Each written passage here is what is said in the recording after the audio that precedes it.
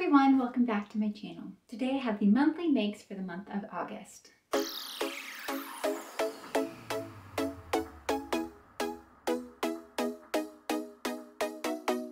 So I have quite a variety to show you guys today. I have a couple sweaters, I have a pair of jeans and some swimsuits, and then we'll start talking about what I'm working on.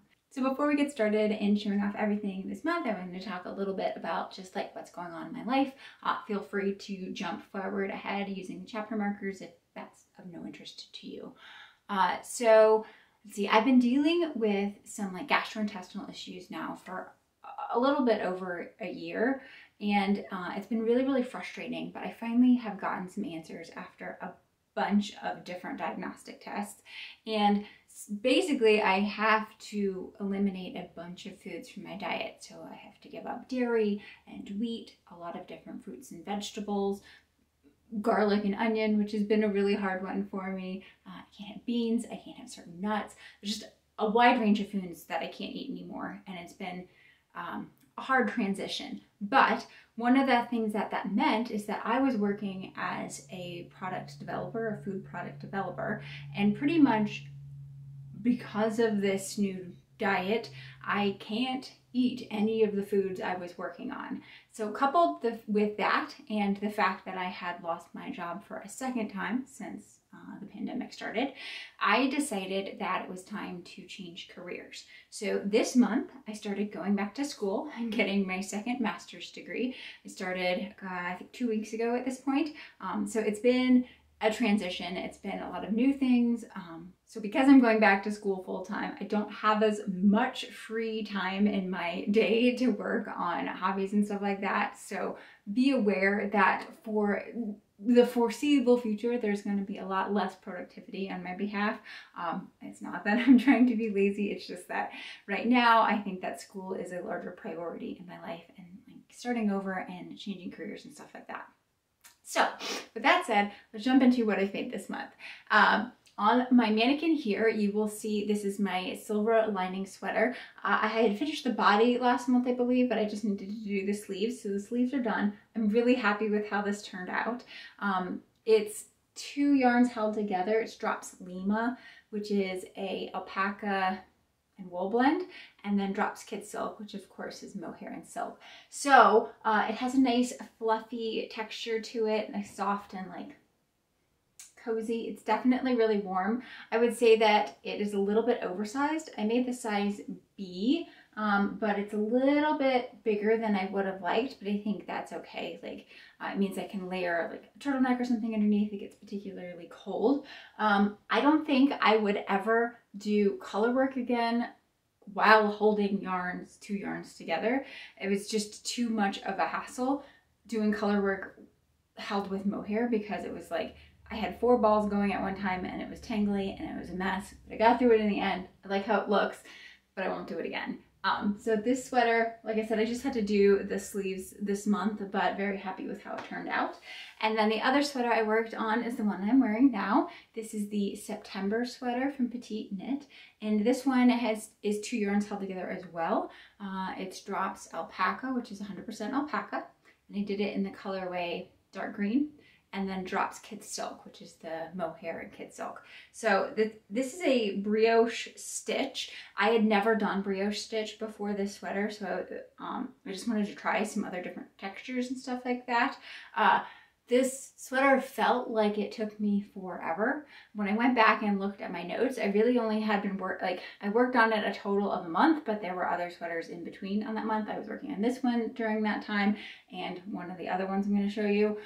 So it really didn't take that long, but it felt like it took forever. The brioche stitch moves pretty slowly. I will say now that it's done, I absolutely love this sweater. It's one of my favorite ones that I've made to date. I've been wearing it a lot. It's really nice and lightweight. I think total weight on it is maybe 400 grams, so under a pound of yarn in the entire sweater. So it's really lightweight, but it's also incredibly soft and warm. The brioche stitch does make it a really like lofty material that like traps in a lot of air. So it's really warm despite the fact that it feels pretty lightweight. So very happy with how this turned out. It is a much more like conservative neckline. It does have that folded over ribbed neckline. Some people were saying that they used elastic in there to keep it laying down, but I don't seem to be having that problem.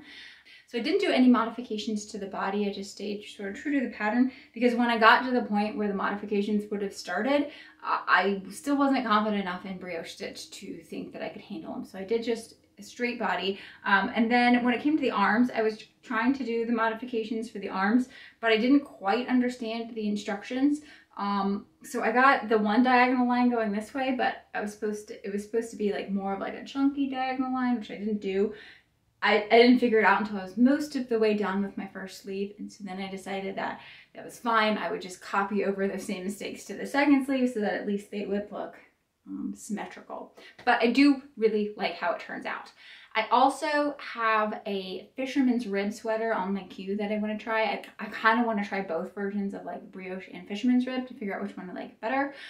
But I'm not going to do that for a little while just because the brioche took forever and I kind of needed a break. And then the last thing that I finished making this month is a pair of jeans. So if you will recall from last month's video, I had a pair of Gap jeans that were the sky high rise that I really, really loved, and I wanted to try to copy the pattern over and to make myself a pair of jeans, and that's what I've done. So this is a copy of the Gap sky high jeans that I've just copied over for myself. I really, really love it. It has a nice long rise. I think the rise ended up being about 13 inches. I made it a little bit taller than the Gap jeans. I still think I could go another inch or two, which would be my preference, but it's okay. And then for the fabric on this, I've used the Cone Mill S Jean stretch denim. I had a little bit in my stash. Obviously that manufacturer is no longer producing anymore, but you can still get some of their stock, I believe, at a couple of places. They don't have very many color options. This is like a dark indigo color, and then I've used a sort of orangey coppery top stitching thread on this all throughout. I did do some designs on the back pocket there. It's the same designs I did the last time I made my Morgan jeans. I just really like this design, so I decided to do it again. But pretty happy with how these turned out. These are definitely my favorite pair of me-made jeans that I've done so far. So I went ahead and I put this pattern into my stash as a usable for the next time around. I realized I forgot to show you guys my favorite part of these jeans. I picked up this really pretty batik fabric to use in the pockets. So I drafted, you know, the full pocket here, which gives you a little bit of tummy control because it's a non-stretch fabric. But I wanted to pick this fabric that I thought matched really well with all of the top stitching that I had done on the exterior. So I have this nice little honeycomb batik pocket. I've also done a couple of swimsuits this month. I don't know why, I've just been really enjoying swimsuits over lingerie, but I assume once the weather starts getting a little bit cooler, that's going to change rather quickly. So the first one I did is just a simple black top. This is a diagonal seam cup, which I have not done a diagonal seam swim top before. The cups are a little bit larger than me, but I think it's okay. But you know, based off of my Black Beauty bra, but then converted to a diagonal seam. I'm sure I have a video on that somewhere on my channel. I'll try to link it above if I can remember.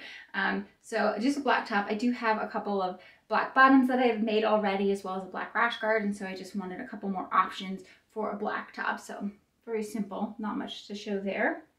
I also was using the Axis pattern, which I hadn't pulled out in a while, from Sophie Hines. So for this top here, I'm calling it a swim top, but I can also use it as just like a workout top as well. I used the Axis pattern. The only thing I did is the Axis pattern, this entire piece is one piece, and then it seams down the center back. I find that it's really not very great use of fabrics, and because I just had little bits and scraps of this fabric, I couldn't really fit that pattern onto it. So I took away that center back seam and I converted it to have just two side seams. So you'd have a front and a back to the pattern. And that meant that I could fit it on my fabric a little bit easier. It didn't take up so much space, didn't need such a large quantity of fabric.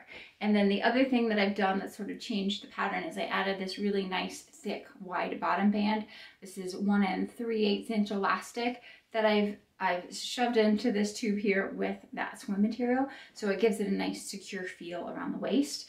I've also added in just some foam cups to this one as well, to give me a little bit more security, less nipple showing when it gets wet and stuff like that. I just find that my preference in swimsuits is to have a little bit of foam, not so much for volume, but just for modesty's sake. So I like how this one turned out. And of course, if you've been watching my channel, I made a rash guard and bottoms and stuff to go with that in this fabric already. So we're just sort of like completing the set. And then the last thing that I've made is another rash guard. This is to go with a suit that I made last year. I'll pop in a picture somewhere over here, maybe here, of the suit that I made last year, which again, that is the Access top with self-drafted bottoms. So I just made this rash guard to go with it in that matching water droplet material, and then a contrast sleeve, which I think turned out well. Again, I was just using scraps and stuff that was left over this material, so I had to add a center back seam in this just so that I could get it all cut out of the material that I had left, but I think it's fine. I was able to match relatively well the colors on here, so it looks like there is one continuous stripe along the back. So even though I think when I cut this out, I ended up having to cut one of these upside down, but luckily the design was the same top to bottom as it was bottom to top. So it allowed me to get some semblance of matching across here. And I also was able to match across the side seams as well, which was just a nice little happy accident that I was able to match along the side seams that has that same continuation of that dark band that goes all the way around the rash guard. So very happy with how that turned out. So I felt like I didn't do a lot this month because of school, but having talked about it now, it feels like there was a lot that I got accomplished. So maybe I need to be less hard on myself about what I'm doing. So let's move on to works in progress. The first one I have here is one that I started, and this is the No Frills Sweater from Petite Knit. It's very simple, basic raglan top-down sweater, but the reason I chose this basic pattern is because the fabric I'm using is called Muse from Knit Picks, and it's a hand-dyed, it's speckly, it's really, really fun. It's got a bunch of like petrol blue and neon yellow speckles in it.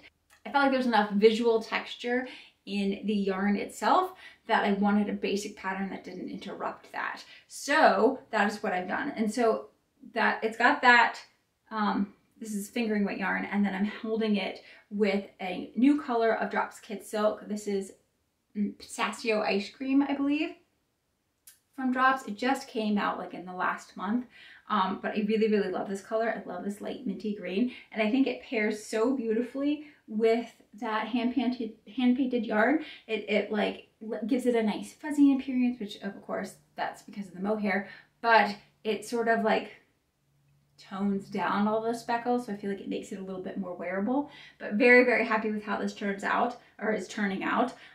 Ideally on this sweater, I think I'm going to go kind of cropped with it, like natural waist, and then do a couple of short rows in the back so it has a little bit more length in the back than the front.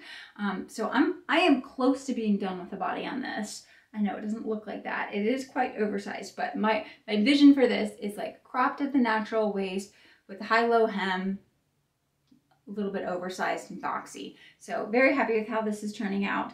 I have been knitting on this now for 2 weeks. So normally I would have been done with this sweater. So that's, I guess, one of the reasons why I feel like I'm going slow.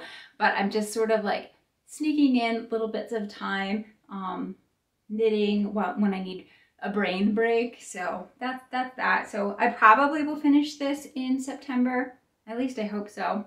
But very happy with how it's looking so far. And then I've also worked a little bit on my Cumulus Blouse. I've shown this a couple months ago. I was using this while making my brioche sweater because, as I said, like the brioche was a little cumbersome, and so when I needed a break, I would knit on this for a little bit and then come back to my brioche sweater. So I made a lot of progress on the Cumulus this month. I think the last time you saw it, I didn't have very much done at all, but now I've completed the whole neckline, so you get to see that nice deep V neckline that's in here, and I've gotten to body set or sleeve separation. But then I put it down once I started working on the no frills sweater because I like that more. This is a really, really lightweight fabric that it makes. I think so far into this sweater, I've only put like 50 grams of yarn. Not very much. It's very light, very breezy. It does look a little bit see-through, but I do have like a my nude tone tank top that I would probably wear underneath this. So, in terms of going forward to this, right, I just have the body and the sleeves, and then I think the edge of this is finished with an I-cord finishing, so that's going to take a little bit of time as well. Again, this Cumulus sweater is not something that I'm actively trying to finish. It's just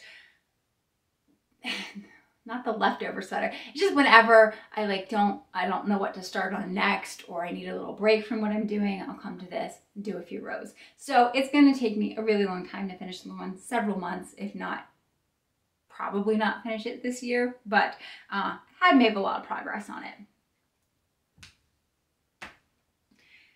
So I think that is all I have to show you. I hope you guys have enjoyed everything that I've made and what I'm working on, and I'll see you next time. Take care.